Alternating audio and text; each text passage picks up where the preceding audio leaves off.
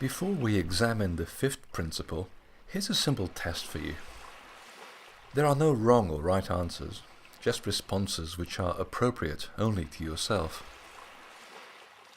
Without thinking about it, what immediately comes to mind when you see this?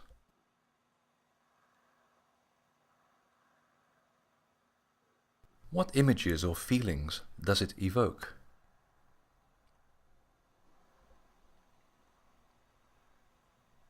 Does the shape feel static or dynamic? Does it feel contractive or expansive? Clear your mind. Now, what emotions immediately come to mind when you see this? What images or feelings does it evoke? Does the shape feel static or dynamic?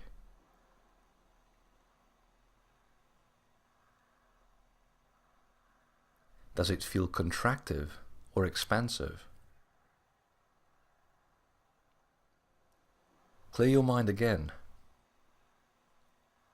Now, what emotions immediately come to mind when you see this? What images or feelings does it evoke?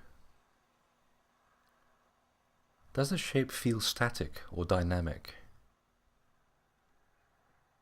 Does it feel contractive or expansive?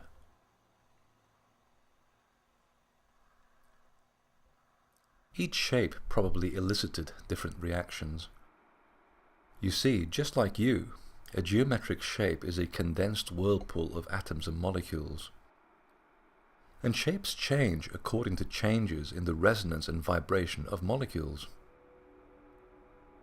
These images show how changes in sound frequency alters the geometry of sound when it is captured in liquid.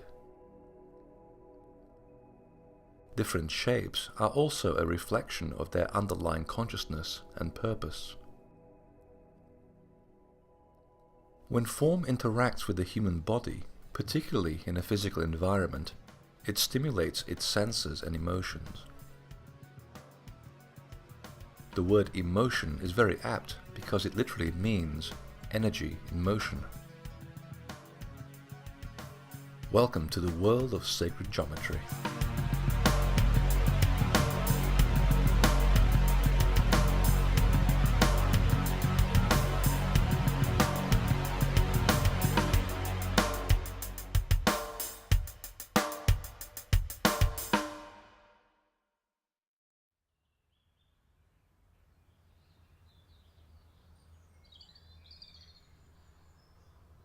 Throughout ancient times, the pillars, walls, and elements of temples were arranged according to specific geometric laws, because it was known that certain alignments influence the way molecules flow, thus setting the tone for a local environment. If you've ever visited a temple, you've probably experienced this sensation.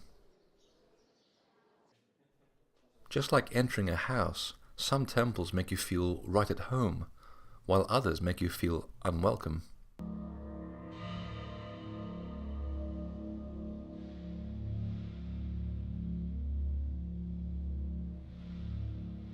Since human DNA is based on geometric structure, the human body's energy field is sensitive to the harmonics of the environment in which it stands.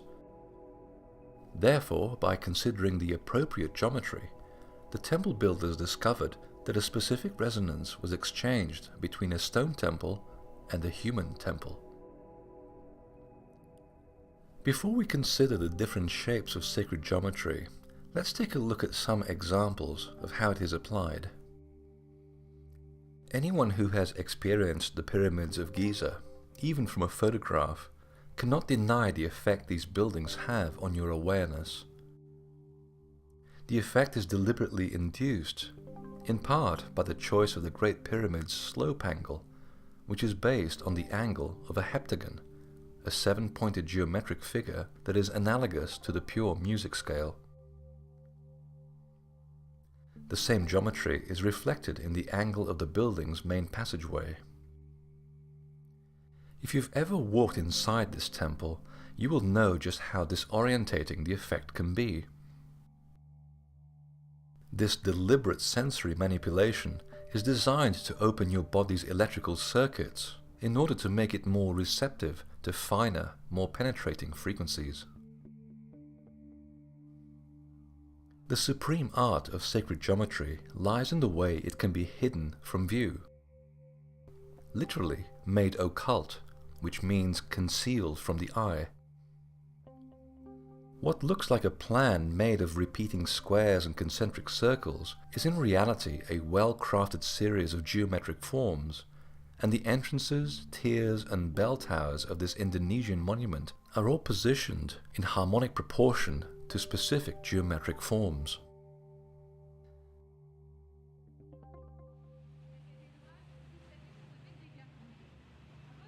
This ancestral knowledge was not lost in time, but re-emerged in Europe after centuries of religious persecution in the layouts of Gothic cathedrals. The alignment of pillars, walls, and the labyrinth of Chartres testify to the continuous use of this art, and its effects are still palpable today.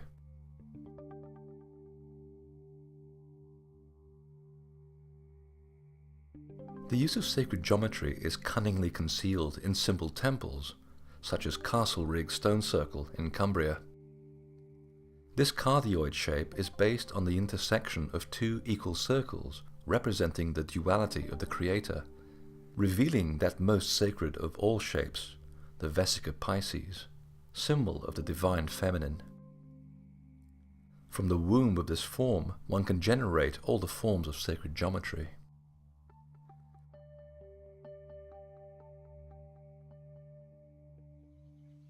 Just in case you are feeling that all of this is all above your ability and not practical in modern life, consider the use of sacred geometry in a humble stone circle off the coast of Scotland.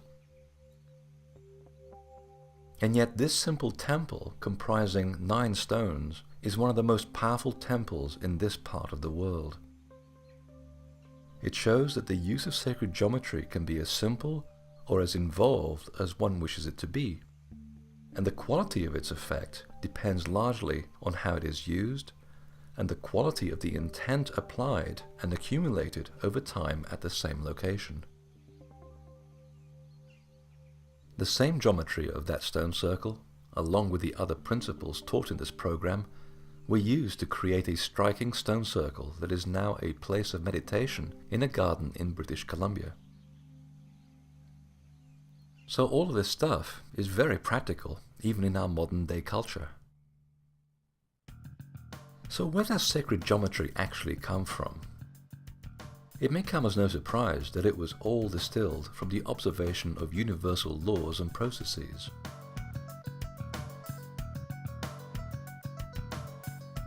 Like the stones they so carefully chose, the temple makers considered geometric forms to be expressions of consciousness. Thanks to the development of the electron microscope, we can see that their idea was correct, that the most basic of all living organisms on Earth, the single-cell diatoms, are simple geometric forms.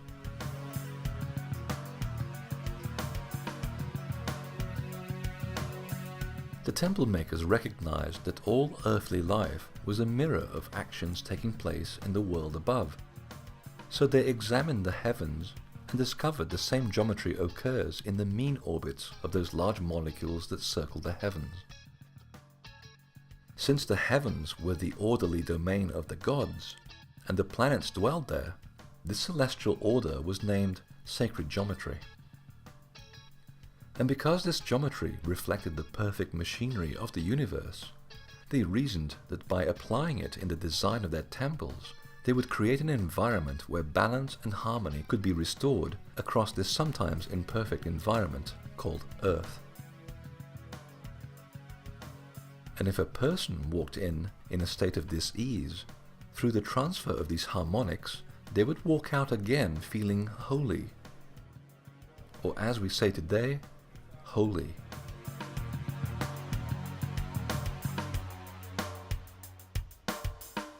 Since the angles used in geometry are unique to each shape, The type of geometry used reflected the effect the temple makers wished to evoke. This is one reason why different people are attached to different temples at different times in life. Your own internal geometry seeks to reconnect with the order it needs to bring itself back into perfect equilibrium. It's just like your body wanting to go for a walk in the countryside for some harmony and some fresh air after a week of stress.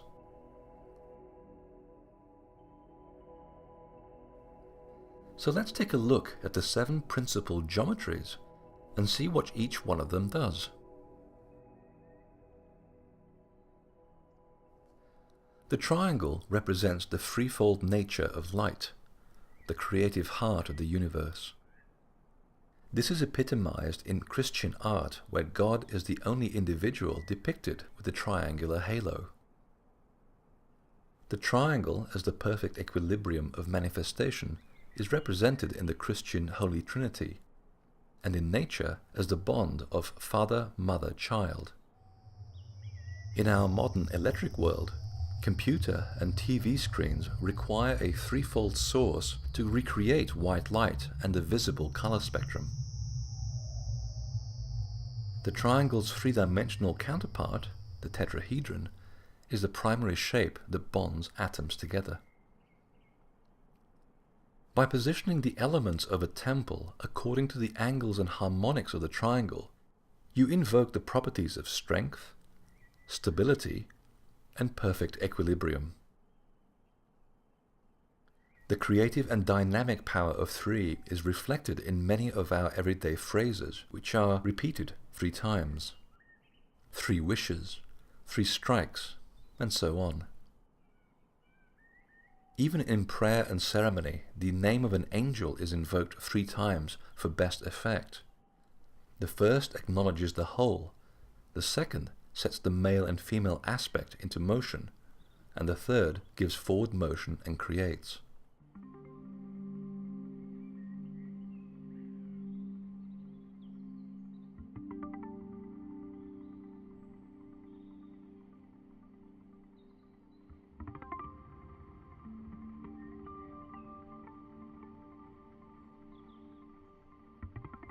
Whereas the triangle reflects the equilibrium of forces in the invisible plane, its complementary opposite, the square, invokes equilibrium of forces on the material plane. Three-dimensionally, the square and the triangle are represented by the cube and the tetrahedron, and the corners of the latter fit perfectly inside the cube. A striking metaphor of how the spiritual world is bound within the material world, always. When the elements of a temple are positioned according to the harmonics of the square, you invoke the balance of the 4 elements of earth, air, fire, and water. This is reflected in the fixed cardinal points of north, south, east, and west, which allow us to find our bearings along the 3-dimensional world, even if there is some disagreement about this between women and men when they're driving. The 4 directions help our spatial orientation across the 4 corners of the globe and divide the year into 4 seasons. Since the elements of a square are equidistant to each other, it is said that the properties of this geometry are static. They are rooted, fixed, and therefore very much of the material world. You are connecting with the forces of the earth, hence why this shape was predominantly used by native cultures such as the Navajo.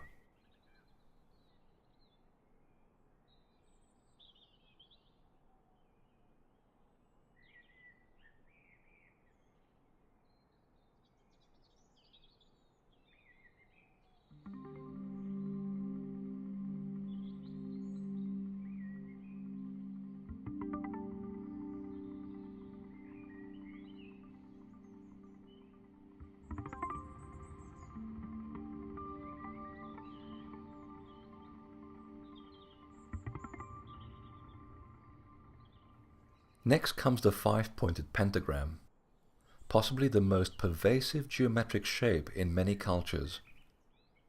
Perhaps this is due to its relationship with the spiral that is found embedded within it.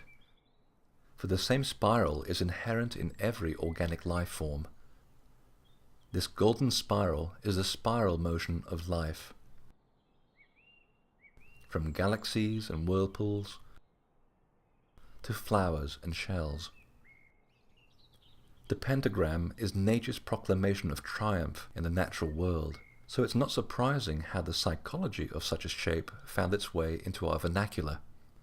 5-star reviews and 5-star hotels. The stars of the silver screen. We even put the pentagram on the flags of nations. Since the pentagram is the flag of nature, working with it connects you with nature's living systems. And because such principles are life-affirming, the shape invokes growth, fertility, creativity, intuition, and the power of the sacred feminine. Traditional lunar temples are encoded with pentagonal geometry, in part because of the moon's influence on the rhythms of fertility, not to mention the ebb and flow of water.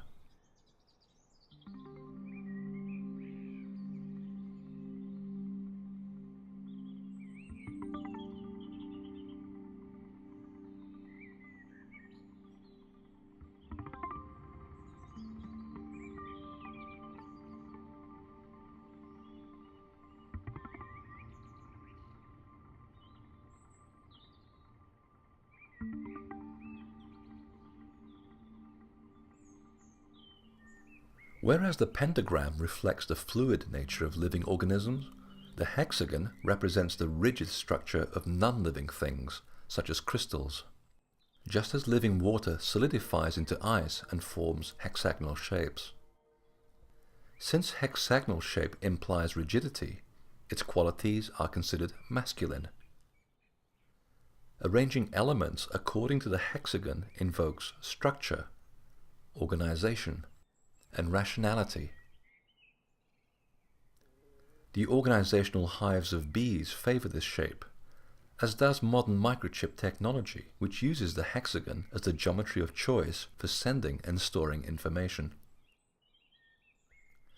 And just as lunar temples are based on the pentagram, temples based on the hexagon are considered solar.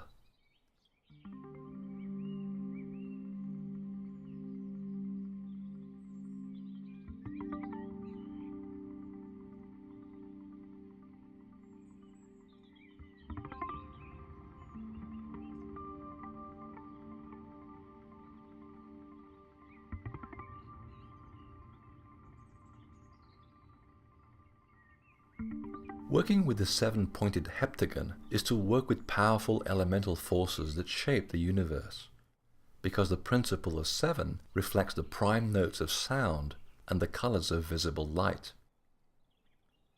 In the beginning it is said that the Egyptian god Ra emitted a cry of light.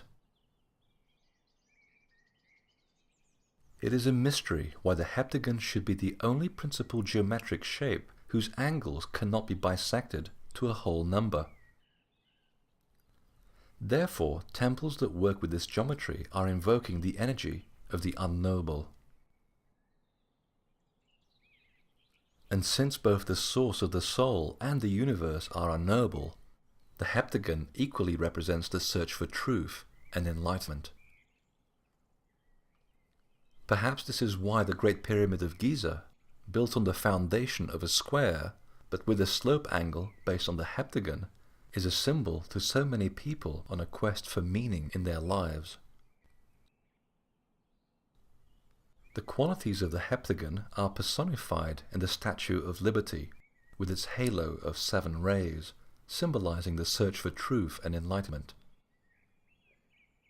Because in doing so, a person gains understanding, and is thus liberated from the illusions of the material world. This symbol dates back to the Egyptian goddess Seshat, the wife of Jehuti, the god of knowledge and illumination, whom the Greeks call Thoth. Because the heptagon is so synonymous with prime creative forces, it is not a geometry that should be used lightly. as any misuse can have devastating consequences. In times past, temples containing this geometry came under the control of personal ego, and havoc was created across the face of the earth. It is a geometry to work with only when you have reached a level of confidence and responsibility with your intent.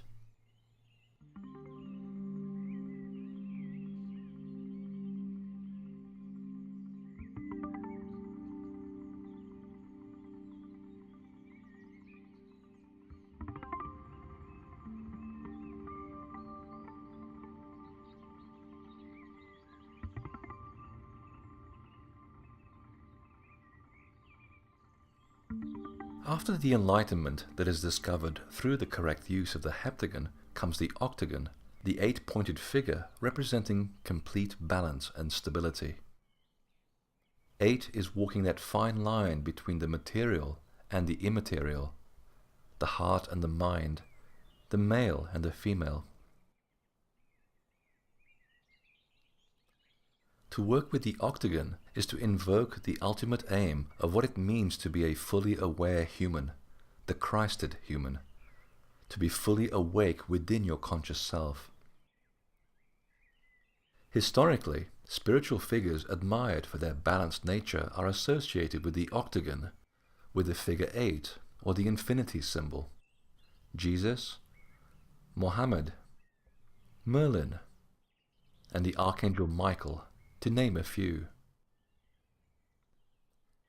Balance in the heart and mind was the primary aim of all esoteric cultures, and its geometry became synonymous with the original Knights Templars.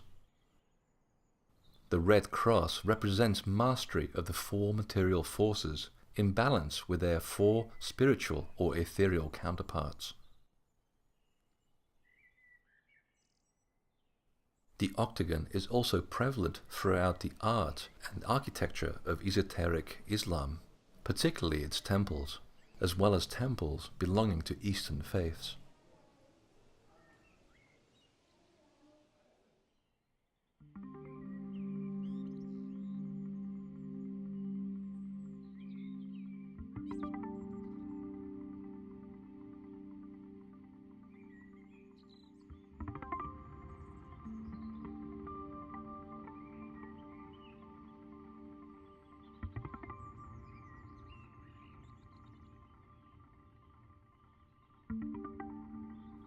The final figure in sacred geometry is the 9-sided nonagon.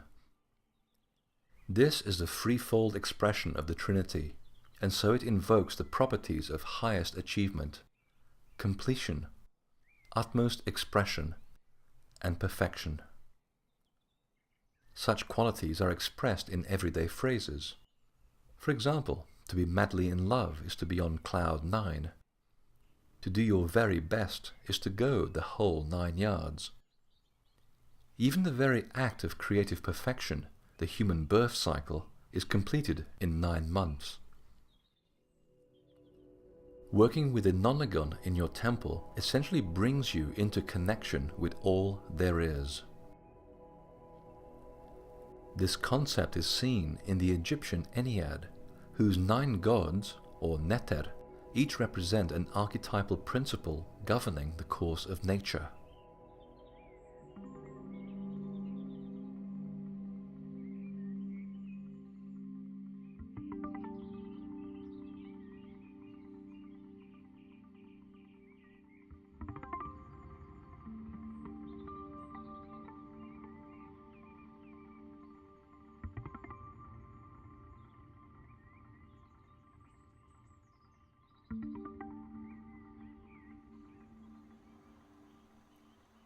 Now that we know the properties of each geometry, we can consider which is the most relevant to the purpose of our temple. In this program, the primary aim is to bring in information, and to give this information structure so that we can apply it in a practical and methodical manner. Such properties belong to the hexagon, so arranging the stones in our temple in progress according to the angles of the hexagon is the appropriate thing to do.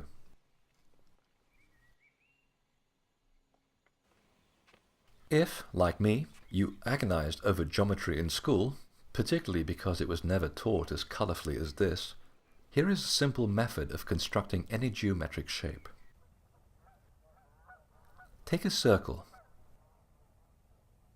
and divide its circumference of 360 degrees by the number of points in your geometry. In this case, 360 divided by 6 equals 60 degrees. Next, mark off 6 points at 60-degree intervals from the center and along the circumference.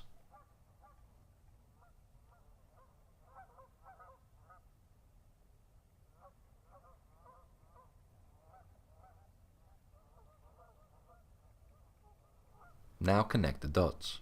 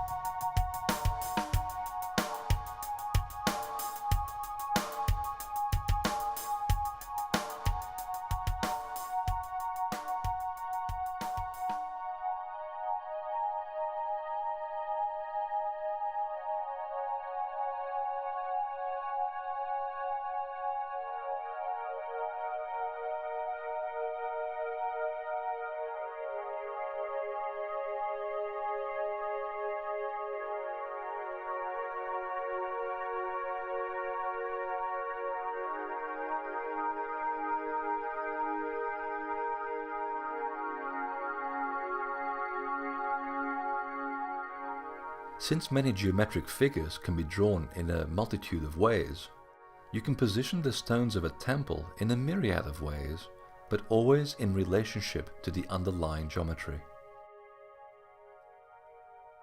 The simplest method is to reference each of the points along the circumference. Because the angle between these points is unique to the hexagon, each stone will hold the energy of this geometry. You can also choose to place the stones on the 6 nodes, that is, the points where the construction lines intersect. These stones are now said to be in harmonic proportion to the stones along the circumference. Or, if you happen to have a lot of stones handy, you can blatantly mark the entire geometry. Here's another method. Connect all the nodes with a circle. Any number of stones placed along this inner circle will be in harmonic proportion to the stones along the outer circle. In this case, it is not necessary to anchor the points of the geometry, because it's the area between the 2 circles that is in proportion to the hexagonal geometry. You can choose to add a 3rd ring that touches the inside of the hexagon. In each case, the harmonic proportion of the geometry is maintained. The energy of this geometry can even be anchored by simply referencing each of the 6 unique points without the need for a visual circumference. Let us return to our temple. We are now ready to ground the hexagonal geometry. To emphasize the solar principles of structure and logic in our temple, we choose volcanic stone, granite and basalt, each containing a high degree of quartz. And of course, one female sandstone to give motion to the fixed male element. Choosing the simplest expression of the hexagon, we place a stone at each of the points of the hexagon that touch the circumference.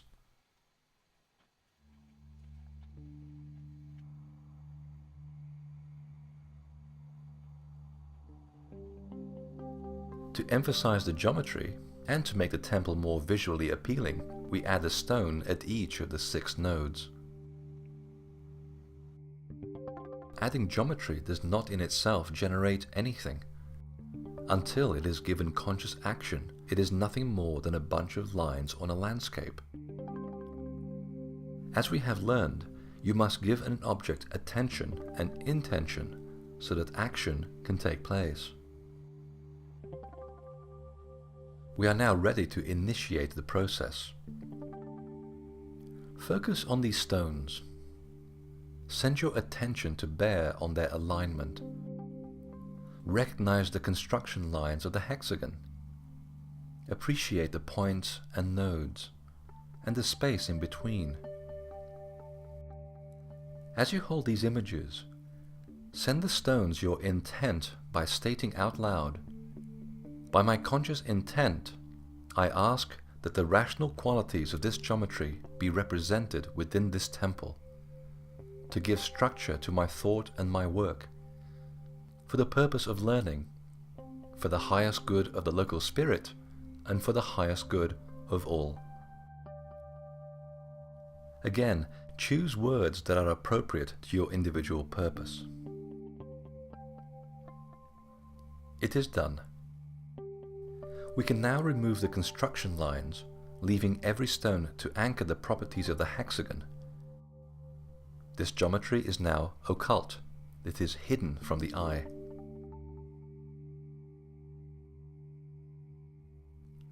For this demonstration, we also choose to remove the original perimeter stones, leaving just the 6 outer and 6 inner stones that mark the geometry. Surprisingly, this does not alter the energy field previously established around the perimeter of the temple, nor does it alter the location of the water and magnetic lines. This is because your intent is superphysical. It supersedes everything in the physical world. Your thoughts of anchoring the perimeter are enough to create a living, protective field around the remaining stones that now hold the energy the hexagon. Of course, any energy field is susceptible to exterior influences, so by removing the stones, it means that it is up to you to reinforce their original intent and purpose on a regular basis. Like plants, even energy needs nourishment to stay healthy and purposeful. And your regular attention and intention is all that is required. So if you're someone who leads a busy lifestyle and is inclined to forget to water the plants, you may want to leave the original perimeter stones, since they retain the memory of the purpose you gave them. The conscious activation of the geometry turns it into biogeometry, and this starts to influence the atoms of energy inside the temple. You should find that the inner spiral will have increased its spin. Outside the perimeter, a stronger flow of ripples can also be felt and measured.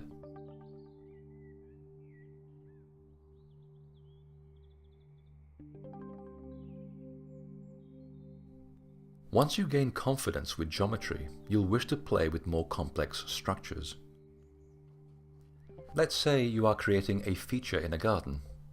You can multiply the effects of the root geometry by expanding it outward 3 times.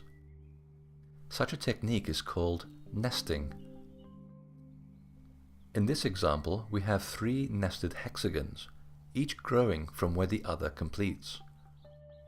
Linking all the nodes with circles and removing the geometry, the effect can be visually dramatic. It looks as if you are actually looking down into a vortex.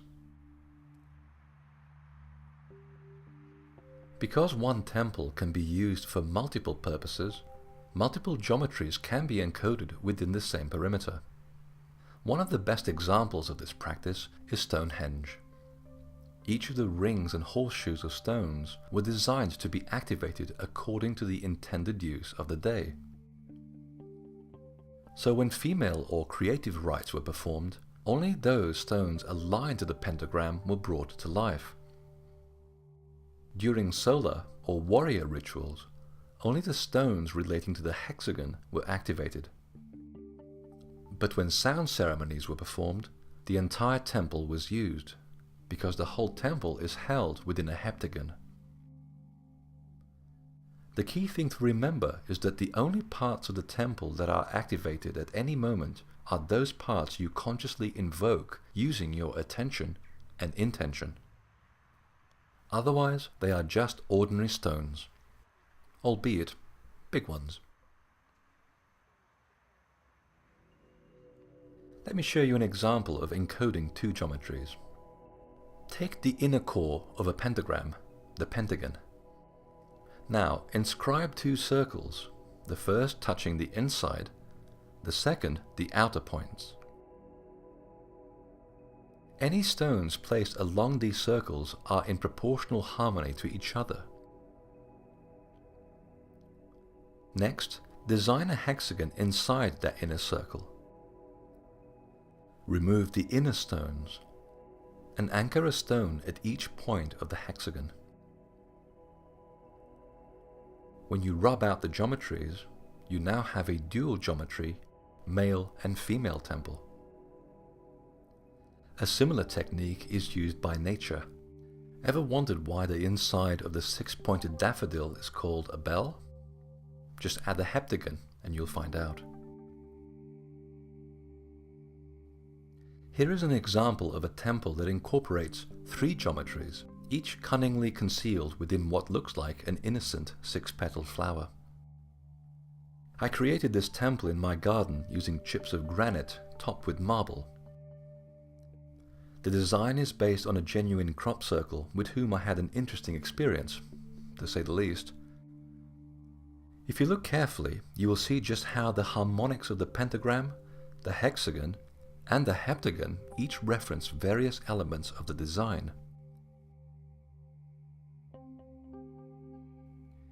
And yet, as far as any of my less than understanding neighbors were concerned, this is nothing more than a harmless flower design in the middle of a grass lawn.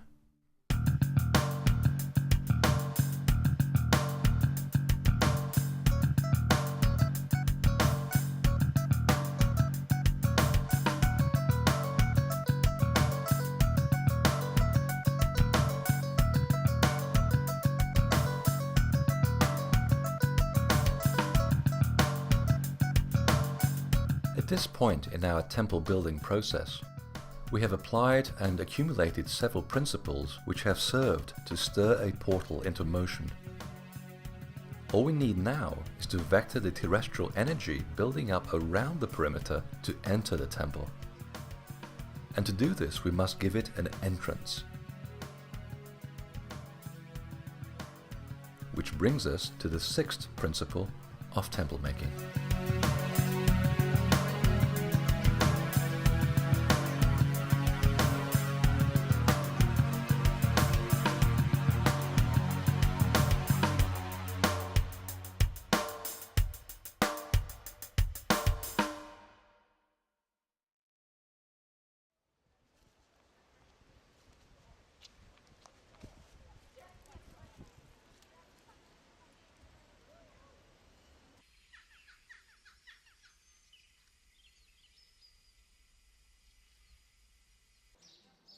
Every temple has a gateway, even if it's not immediately apparent.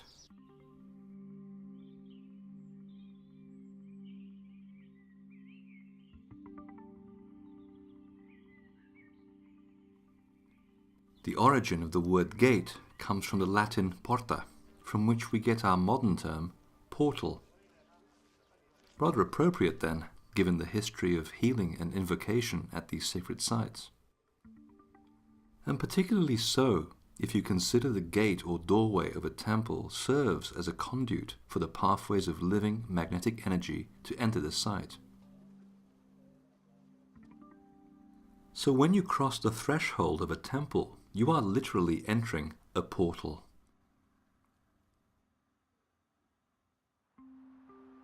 With the advent of churches, these doorways into other worlds became known as entrances, because within their womb they entrance you into a new level of awareness.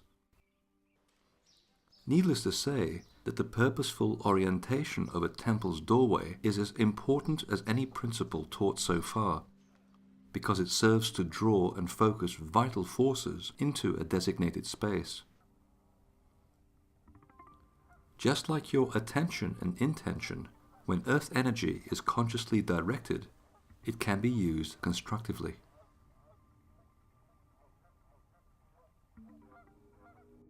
Indigenous cultures throughout the world have maintained a tradition of aligning their temples either by referencing the 4 fixed cardinal directions, by complex orientation to specific stars, or by marking the points of the solstice and equinox. Vestiges of this practice were carried into the symbols of Hinduism and Celtic tradition, and later adopted by Christianity.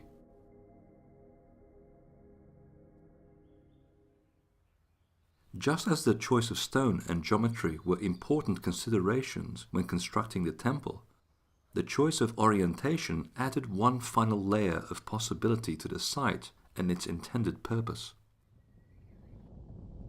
In the ancient world, every element was seen as imbued with consciousness. Therefore, the orientation of the temple to the various compass points not only invoked a specific quality of energy, it also served to magnify the information received.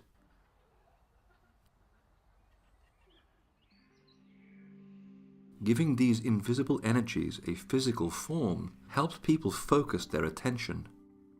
And so, a god or angel was attributed to each cardinal direction, and each one represented a type of life force.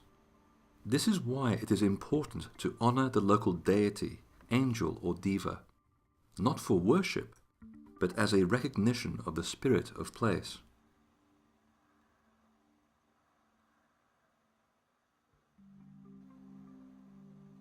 So let's take a look at the temple alignments and see what each one invokes.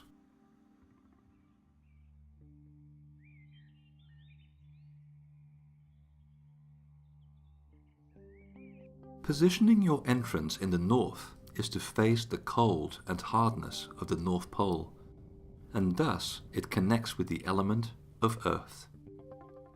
Such a temple invokes the properties of matter and magnetism, and as such connects with those material and magnetic beings called humans. The qualities of north are entrusted to the archangel Uriel. An example of northern orientation are the pyramids of Giza, which ultimately worked with magnetism and the material forces of the earth, and served then and now as a place of initiation and transformation for many people.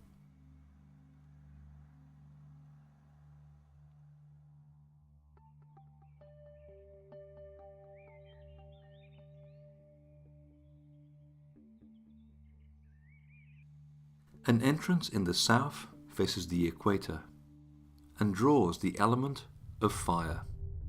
It associates with the properties of light, strength, power, protection, and the spiritual warrior. Such qualities are entrusted to the archangel Michael. An example of southern orientation is the magnificent temple of Edfu. It is also an example of how these principles can be used for personal power. The pharaoh Ramesses II used such a temple to magnify his own ego and military strength. Another example is the Hall of Prayer, housed within the Temple of Heaven in Beijing, without a doubt a seat of unbridled solar power for many centuries.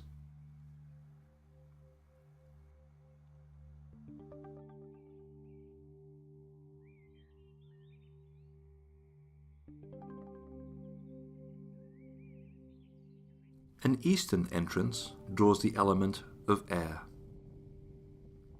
Since this direction generally faces the light of the reborn sun, such temples invoke the properties of awakening and healing. And since you are figuratively associating with the light emerging out of darkness, you are invoking understanding. These qualities are entrusted to the Archangel Raphael. Many Native American sweat lodges are still aligned today to the east.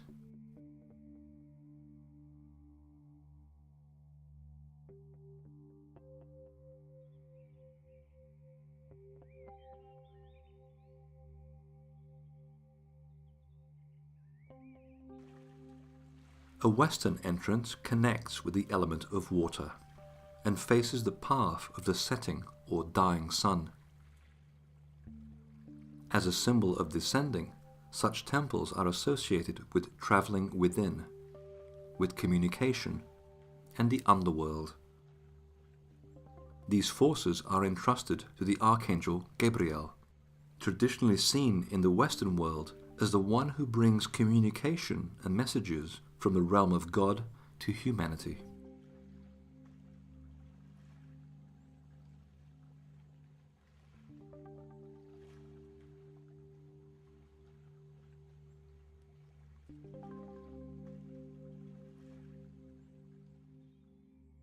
These then are the four material or fixed temple alignments. But as far as the temple builders were concerned, the cross points in between were the most dynamic, because they reflect that transitional moment between one form and another. Much like the points of the equinox, when the forces of light and dark are in optimum balance, hence the origin of that word. These cross quarters were considered to be ethereal, and so they were given no physical face or angel. They were a mystery, occult, unseen. A great number of surviving temples throughout Europe face the southeast, because they were built during an era when crops were failing due to extraordinary ecological disasters. And so they did what they could to amplify the fertilizing power of the sun. Such entrances were oriented to the southeast, toward the rising midwinter sun, when light was at its most distant and weakest. This light would be guided into the temple to increase in virtue, and with it, the fertility of the land and its people. Thus, the southeast orientation is associated with fertility and birthing, literally and metaphorically. It also vectors the properties of growth and creativity. So it's fertility of mind as well as body. One example is the temple of Hatshepsut, where birthing ceremonies were once conducted, as well as instruction on the art of sacred sexuality.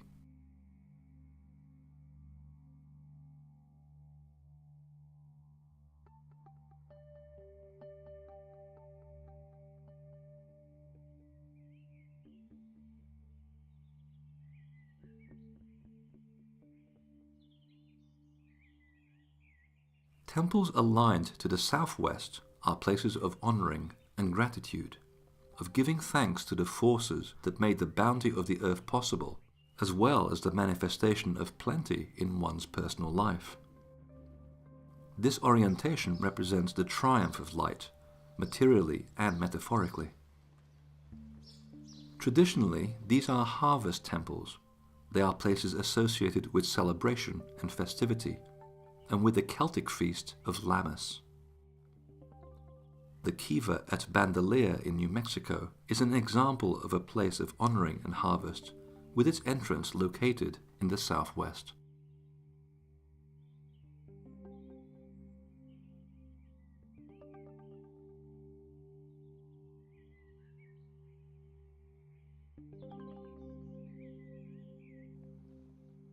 An entrance facing the northwest is oriented to the darkest time of the year, when the veil with other dimensions is particularly thin.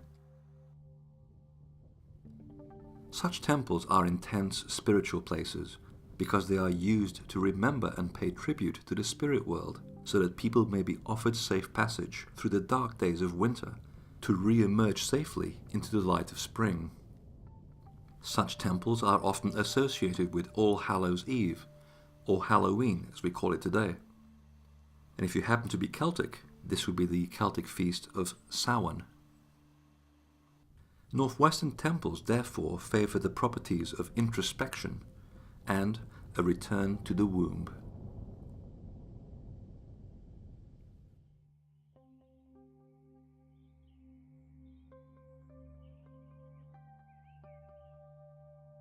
Last, and certainly not least, is the northeastern alignment, which faces the rising midsummer solstice sun. To orient your temple to this is to draw to you the wisdom of the ancestors, since the light emerges at its most exalted heavenly position, so symbolically it is associated with enlightenment. Not only do temples associated with ancestral wisdom face northeast, they are also the oldest monuments on earth. The stone rose of Carnac in northern France,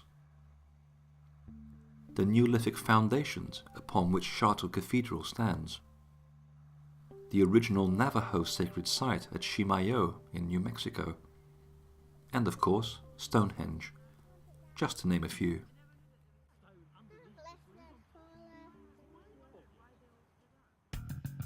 Just as a temple can be built with multiple geometries to fulfill a multitude of uses, so it can have multiple entrances.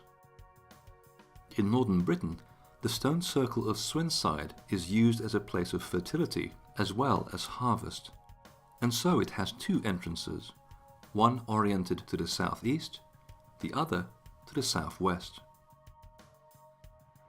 Likewise, Avebury Stone Circle, a lunar fertility temple, has its principal processional entrance in the southeast and the second processional route in the southwest, which was used at times of tribute and thanksgiving to the light. The principle of dual orientation was incorporated into Celtic places of worship and subsequently found its way into Latter-day churches. In orienting their naves east to west, they are following the processional path of the rising and setting sun, a profoundly pagan ritual. To this day, you can still see the pagan past at work in churches. To receive the newborn light, baptisms are conducted in the east, and to communicate with the underworld, funerals enter through the west. In times past, even enlightened pharaohs, kings and queens, were buried with their head in the east, so that the soul may seek understanding. At the Temple of Luxor, the entrances face northeast and southwest, making it a place of ancestral wisdom as well as tribute to manifestation. This ceremonial route, what today would be considered the nave in a church, fulfills a third function in that it is aligned 26 degrees northeast and marks the heliacal rising of Sirius, the star most associated with ancestral wisdom. Surrounded by the cacophony of a bustling Parisian metropolis sits this garden at Quai Saint-Michel, an urban oasis for reflection. This inner-city temple, with its association with the Archangel Michael, combines many principles of templemaking. Its 4 entrances each reference the fixed cardinal points.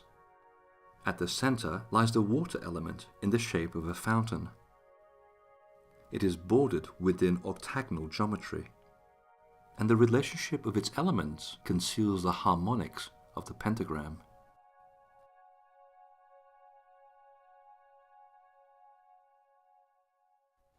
Now that we have some understanding of orientation, let's apply it to our temple. When deciding on the most appropriate direction for the entrance, Think carefully about the qualities you wish to invoke in your temple. In this situation, we have been working with knowledge and structure, and we want to bring understanding to bear on all of this information. So, creating an entrance facing east is the appropriate choice here. After finding the orientation on a compass, take a few stones and mark a doorway on the perimeter of the temple.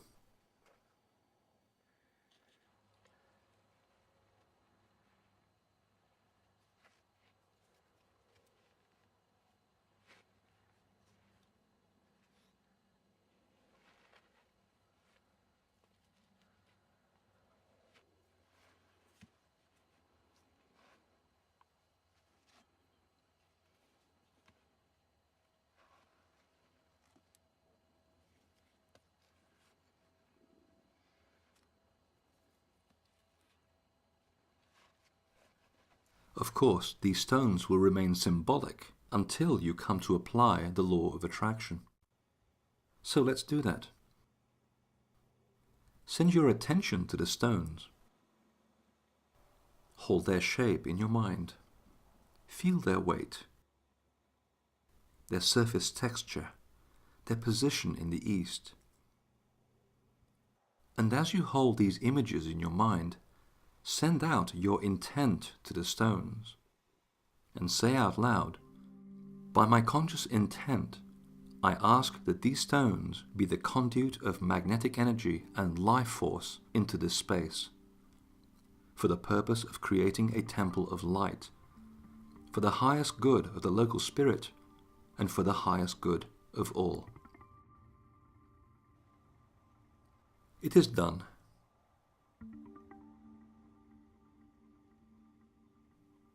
You will find that terrestrial energy is now streaming into the space through the entrance created by the placement of these stones. If you measure the environment inside the temple at this stage with dowsing, you will find that the spinning motion of energy has been amplified significantly. As with geometry, there are many forms your entrance can take. In this case, we have designed a classic mirror handle entrance, so called because it resembles the handle of a mirror. The design is derived from the processional avenue at Stonehenge. But there are a myriad of solutions, especially if you plan to create your temple within a limited physical environment. You can place 2 stones in between the others along the circumference, if you do not want to disturb the original geometry. Choose 2 stones to act as the entrance, but try to make them stand out from the rest by making them bigger or different in color. A second technique is to remove 1 stone marking the geometry along the circumference and place the entry stones relative to the construction lines of the geometry. This creates a pleasing doorway while maintaining the integrity of the underlying geometry. If your temple is to be used for multiple purposes, do as the Garden Temple in Paris. Create many entrances and use the law of attraction to draw energy into each specific entrance as required. Remember, until you apply attention and intention, these are just rocks and spaces and a circumference. Nothing more. If you're uncertain as to which alignment to choose, simply create the door metaphysically using your intent. Once again, your intent is superphysical. Therefore, by thinking it and believing it, you create it in reality, even if it's not visible reality. So in your physical circular temple, you would walk through an invisible entrance made of imaginary stones. And if you believe strongly enough, the effect will be the same. But just be sure to walk in through the right compass direction. If you imagine east, don't walk in through the north. We are almost ready to enter the temple and experience its full potential. But before we do, there's one final ingredient we have to add. Which brings us to the seventh principle of templemaking.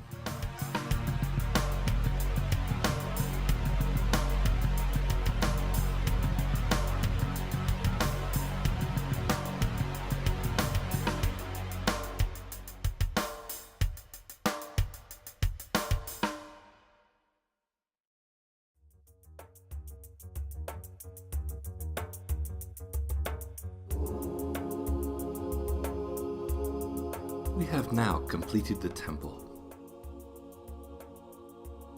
We drew in water and magnetism.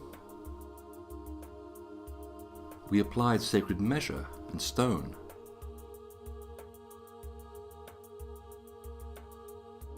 Geometry.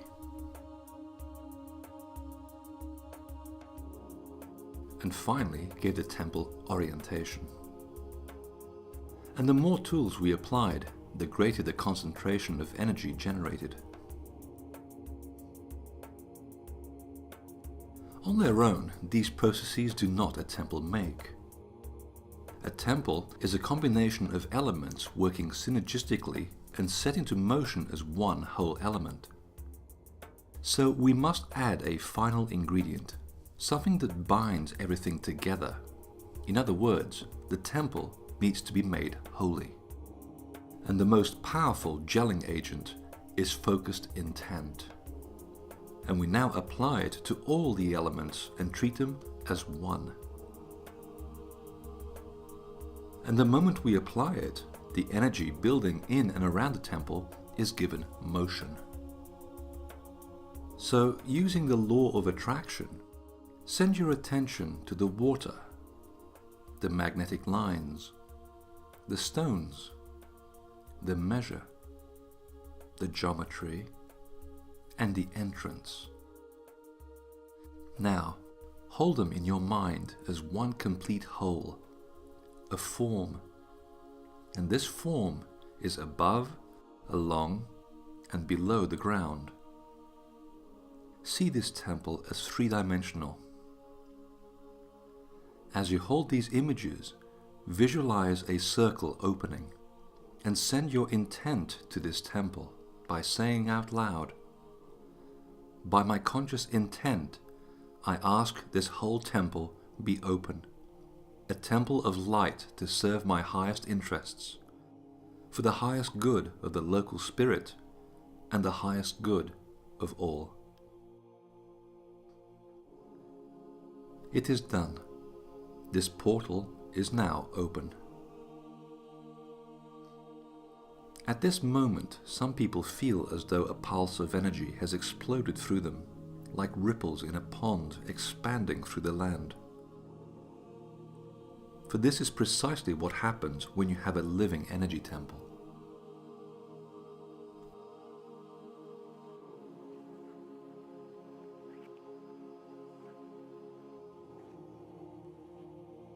As you enter the temple, be aware of any difference in your body. It may feel warmer.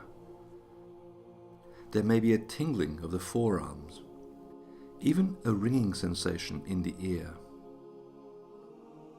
This is a natural process caused by the amplification of the local energy field as it interacts with the magnetism and the water that makes up your body.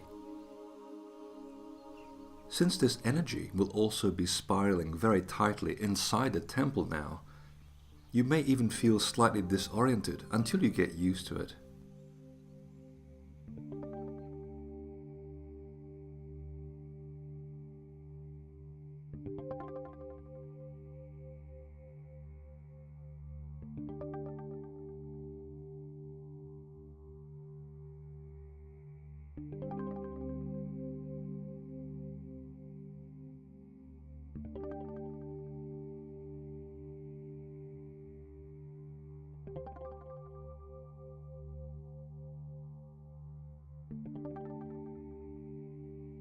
This portal will remain open indefinitely if, like a plant, you feed it regularly with your attention and intention. And a short moment of reinforcement is all it takes.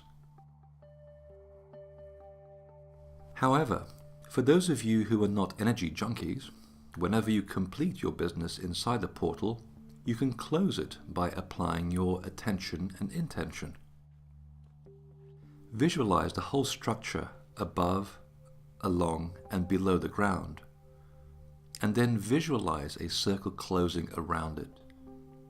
You can reinforce this with your hands.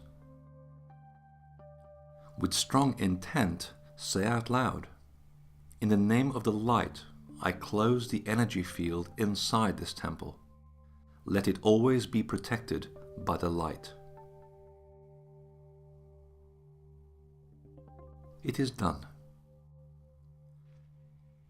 This is also a good time, if you wish, to consciously break contact with the energy of the temple. Some people do this because they find that being energetically attached to it is too draining. Here's a very simple technique you can do. Visualize your legs as roots that penetrate deep into the earth. Now retract those roots back into your body, and with strong intent say, "Break contact."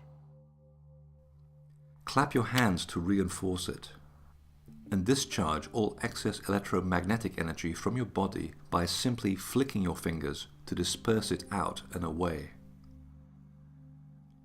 You should now feel quite holy.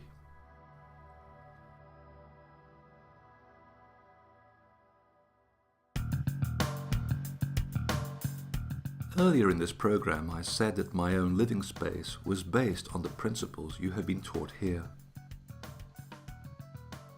Using my apartment as an example, and I bet you've never seen a man's living space look this tidy, the elements in the room were arranged to amplify the things I need most in my life. My intent was to create an environment conducive to creativity.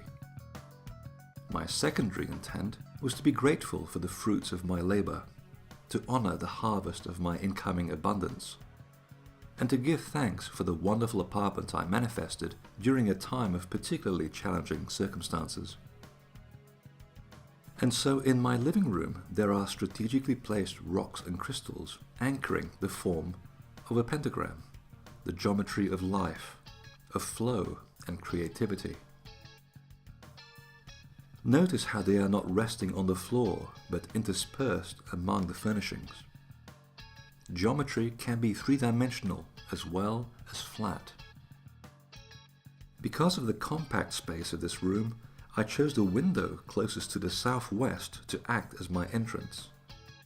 Of course, walking through the window would be showing off, so I used my imagination and figuratively walk my body through that entrance. When you use your imagination, you are a magi, a magician. And every afternoon, I can sit on my horseshoe-shaped sofa, face the southwest, imagining and in gratitude for what I have been given and will receive. It is interesting that in asking for such a creative female environment, I should have vectored a female magnetic line to run through the front of my apartment. But there's more. Because much of my year is spent teaching around the world, I inevitably come home depleted of energy. So it is important for me to have a sanctuary where I can receive healing as well as make sense of all I have experienced. So I need a sanctuary of healing and understanding. I also need a place to connect with all there is and complete unity. The answer was to implement a stone circle based on 9-fold geometry, with an entrance facing east. Because space is a rare commodity where I live, the circle's geometry has been flattened at the top. After removing one of the geometry stones, I placed the entrance stones to reference and anchor the geometry. This simple, informal structure anchors a second male magnetic line that approaches the apartment from the rear. And where this male line meets the female line inside the building, these create a vortex in my bedroom. Needless to say, I tend to travel to distant and unusual places in my sleep.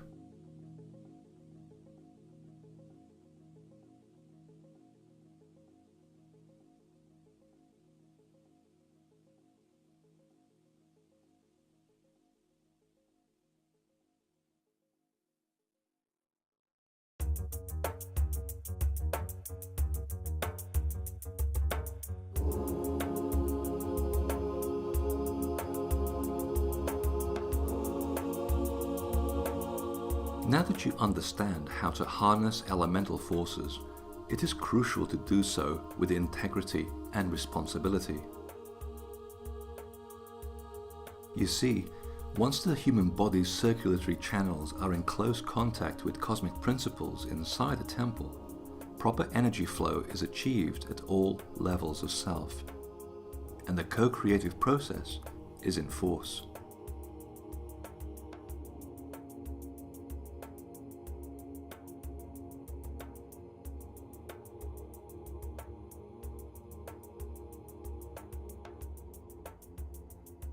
The Hindu used the symbol to reflect the state of connection and balance. However, energy is neither good nor bad. It is simply energy. And that makes cosmic forces a two-way street. And what your intent brings to this energy will define its direction and its use. Therefore, the principles of templemaking, when applied by someone with an unbalanced association with material forces, together with incorrect intent, can lead to disastrous consequences. So always use what you have learned here with integrity, and always for the highest good of all. Let us close then by observing the 7 universal laws of manifestation.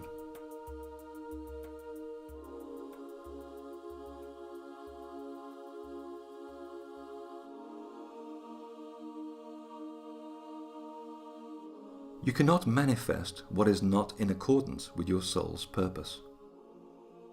This is because your soul, or subconscious, rules, not your ego.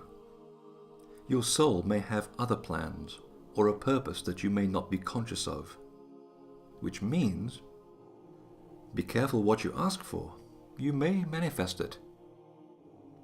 If you push a situation and allow your ego to force its will, you may end up manifesting something that is the very opposite of what ultimately is in your best interests. And this will happen in order to return you to your correct path of experience. You cannot manifest what is not in accordance with the purpose of the local spirit. Manifesting requires sympathetic resonance between you and the spirit of place, no matter where you do your work. This is why we are drawn to a certain place, or a house or apartment, because our underlying purpose and intent is felt by the overriding spirit of place. One way to know for sure is when you are surrounded by a sense of effortlessness and joy in the work you do. What is the intent behind your intent? Do you really, really, really mean it? Be honest with yourself. Is what you are trying to manifest realistic, or is it coming from ego? You will know the answer when your gut feeling reminds you. If your stomach muscles retract when you make a request, that's a cue from your body asking you to question yourself. Always manifest for the highest good of all. You are a cog in a huge machine. Therefore, it stands to reason, if everyone and all benefit from your request, then manifestation occurs more readily and effortlessly.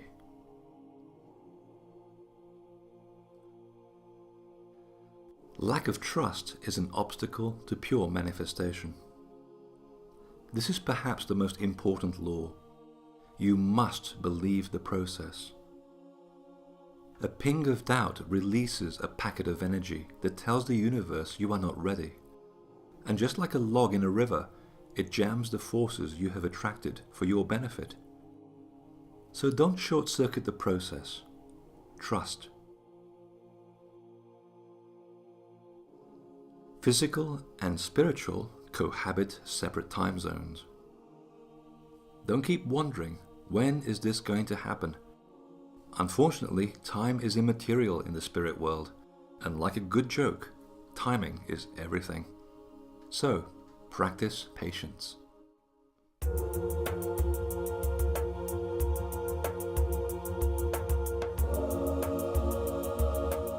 Remember that whenever you feel disconnected, you are holy. But by working with a temple of connection, you become holy, or in today's language, holy. Use this force responsibly. Use it to reconnect with the source, because in doing so, you become a sorcerer. And speaking of the force, the word Jedi is derived from the Jed, the Egyptian pillar representing the supreme life force. So to be a Jedi in this world is to be a master of white light. And just to prove that anything is possible when you work with these principles, consider that in the United Kingdom in 2001, Jedi became an official religion.